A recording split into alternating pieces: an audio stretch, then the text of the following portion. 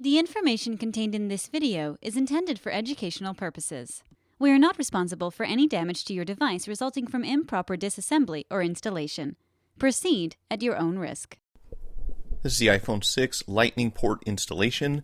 This is part 2 from a video where I showed how to remove the old Lightning port, so if you need to see that procedure, check the link in the video description or at the end of this video and you can find a couple different solutions to charging ports that don't function properly. This is the port that I removed initially, so when you get your new one, it'll look something like this. There should be some wax paper on the back, and you might have to transfer the small parts such as this little clip that attaches to the antenna, but for the most part, it should include everything else that you need.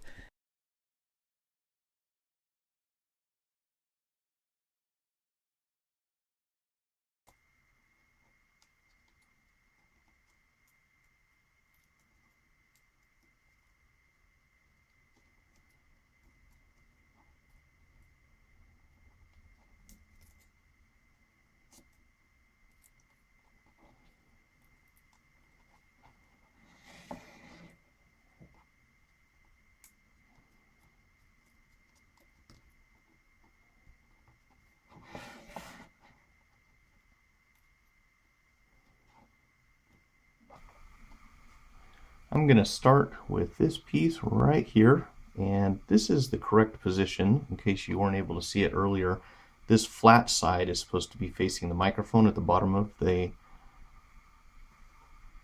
handset. So set that in here, and you might notice that it likes to shift around as you're installing it. Notice it seems like the inner part doesn't want to sit down straight, so I'm going to go ahead and get this through screw threaded.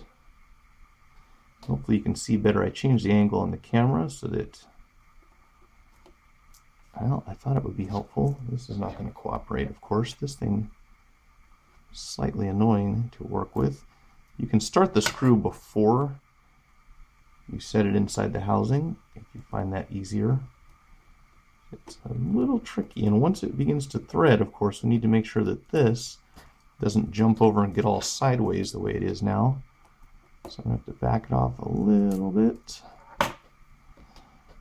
And yeah, you see it's already locked in place. That's a tricky thing about this, is it needs to be, I find using my finger the easiest. We want to make sure it ends up straight like it is now. So you might have to experiment and see what works best for you. 2 screws for the headset jack. These are easy.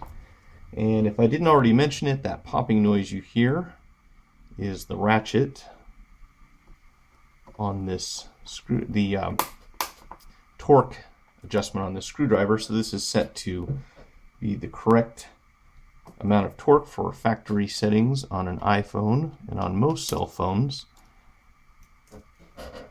Finally broke down and bought one of these, although there are plenty of screwdrivers that can do the job. This is the single best driver I have ever used in my career as a technician. It will cost you a bit, so it's not something I would recommend for most people, but if you're doing this every day, you will notice the difference between this and any other screwdriver on the market. However, you can always use whatever works,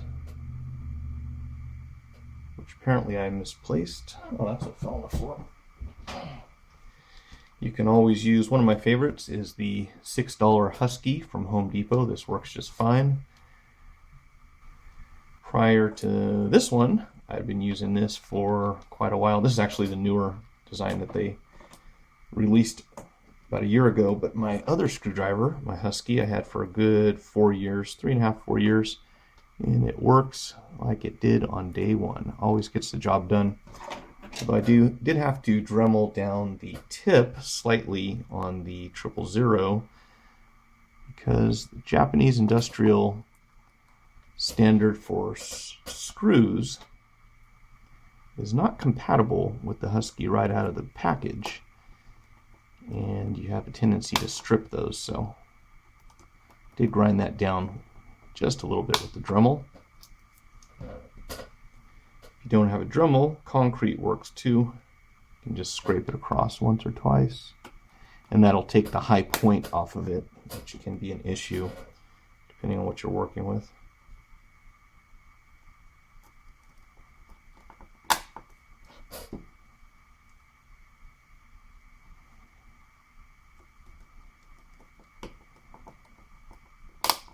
By the way, if you ever feel like you're cross-threading, just reverse the direction that you're turning the screw until you hear a snap or feel something pop. So if you go backwards, you'll hear that little click, and that means the thread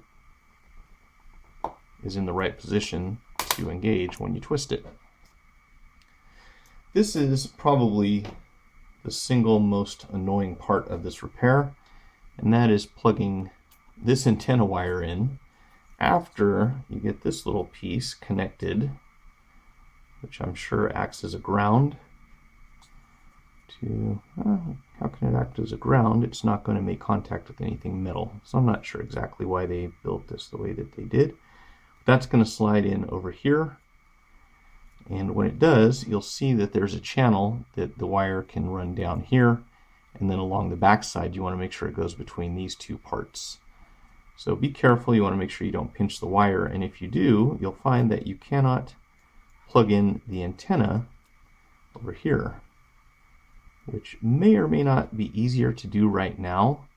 One thing that may help you, and it all depends on the person, but putting this screw through the speaker, you don't have to twist it or anything, just set it in there.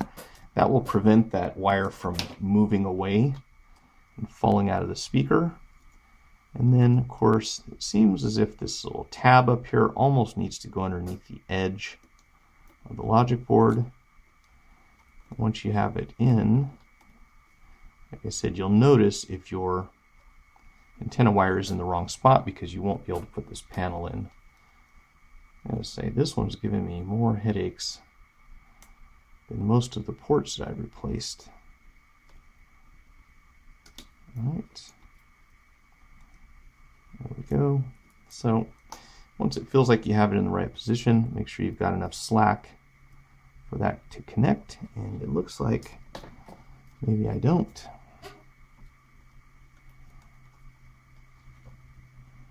Although I certainly should. So I'm going to try something different. I'm going to go ahead and plug this in now, which may cause some tension on the wire.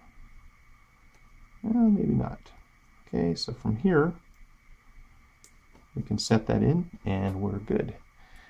Now, as I mentioned earlier, if you've got that little foam piece on the backside of your antenna wire, you can always peel it off temporarily and replace it later on. The only function of that padding is to put some pressure against the back of the antenna wire so that it doesn't come unplugged. So it's not really a big deal. There's nothing that's going to ground on it, I don't think, and cause any problems. So far it hasn't.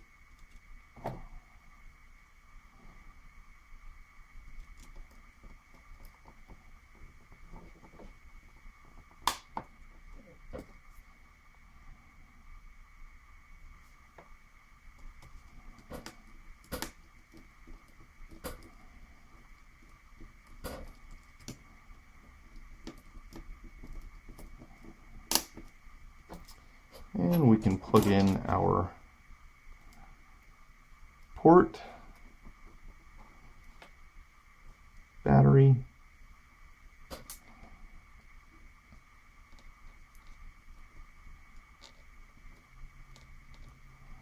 are you not going to line up for me here? Okay, there we go. Just don't force it, whatever you do.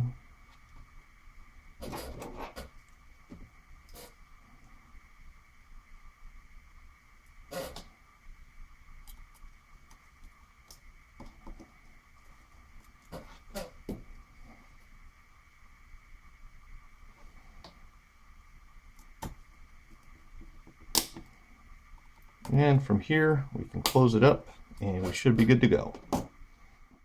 If you found the video helpful, like it, share it, check out my channel for more tutorials and product reviews, and most of all, remember to hit the subscribe button. Feel free to leave your feedback in the comments section, and thanks for watching.